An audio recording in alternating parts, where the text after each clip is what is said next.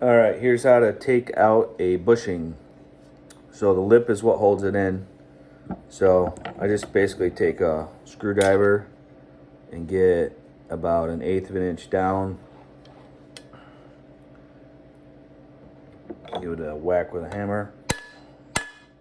Then pry up. Break it. Do that in as many spots as you have to until it's gone.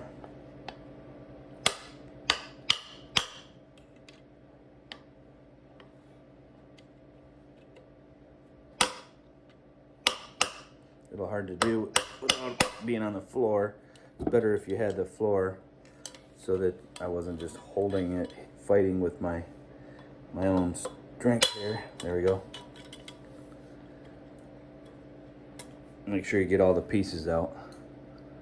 And then I like to use this. There's no lip in there now. Just grab.